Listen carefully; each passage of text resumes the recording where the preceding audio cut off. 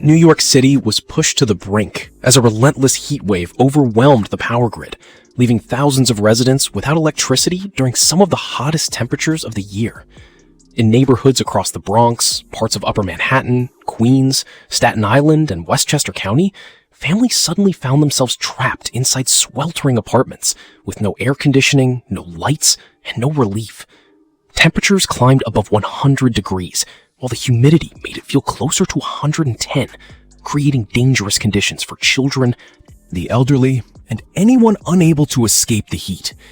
Utility officials urged customers to reduce electricity usage by 8% in an effort to prevent an even larger collapse. But for thousands of people, that warning came too late. Their power was already gone, and they had no idea when it would return. The consequences of the outage quickly spread far beyond uncomfortable homes. Entire intersections lost traffic signals, forcing confused drivers to navigate busy roads without any direction. Residents watched as neighbors stepped into the streets to direct traffic themselves because police officers were nowhere to be seen. Grocery stores were forced to close their doors as refrigerators and freezers shut down, leaving owners to throw away thousands of dollars worth of meat, dairy products, and ice cream. Small business owners faced devastating losses while still worrying about paying rent, employee wages, and utility bills, despite having no electricity. Families opened their refrigerators only to realize that everything inside would soon spoil, turning a holiday weekend into a financial disaster for countless New Yorkers already struggling with rising living costs. As frustration grew across affected neighborhoods, criticism intensified after reports showed government buildings continuing to operate with full power and blasting air conditioning.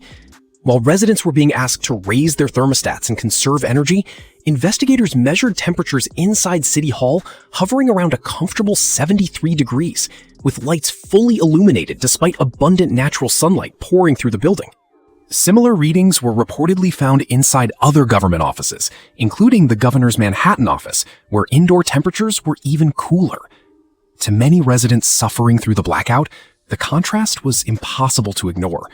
They questioned why ordinary citizens were being asked to sacrifice, while government buildings appeared untouched by the crisis, fueling accusations of double standards and unequal treatment during the emergency.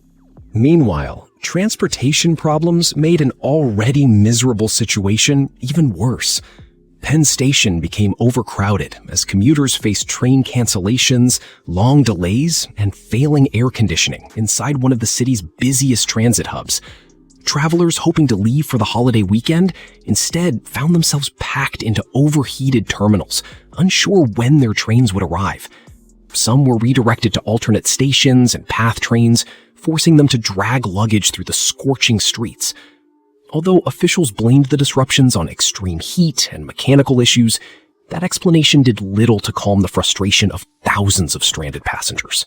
Back in residential neighborhoods, children tried to cool off by playing in open fire hydrants and makeshift sprinklers, while parents searched for any relief from the heat.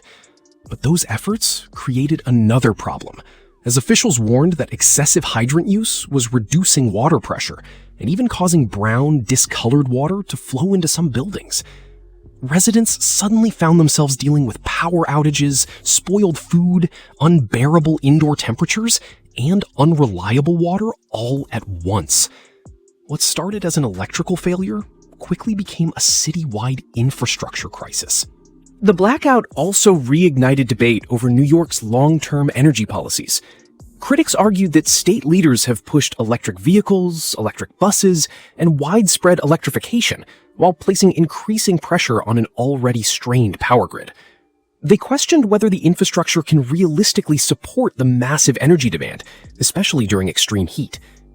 Supporters of clean energy say grid upgrades and renewable investments will solve these challenges over time, but critics argue those improvements are happening too slowly to keep up with demand. As the outages continued, residents became increasingly frustrated with what they viewed as inconsistent leadership. Many rejected requests to raise their thermostat settings, arguing they shouldn't sacrifice their comfort while government buildings appeared fully powered and comfortably cooled. Interviews revealed a growing belief that ordinary families were carrying the burden, while public officials remained unaffected. For business owners, parents, and elderly residents trapped in overheated homes, calls to conserve energy felt disconnected from the reality they were living. Although utility crews restored electricity to tens of thousands of customers, thousands more remained without power. Officials also reduced voltage in some areas to stabilize the grid, creating brownouts that left air conditioners and other appliances running poorly. Businesses continued struggling with equipment failures, while residents worried the system could fail even further if temperatures stayed high. Cooling centers were opened across the city, but many people found them difficult to reach or were unable to leave their homes. The crisis also highlighted the challenges of maintaining reliable utility service during extreme weather. While New York has protections against shutting off electricity during dangerous heat or cold, those rules don't prevent outages caused by an overloaded power grid.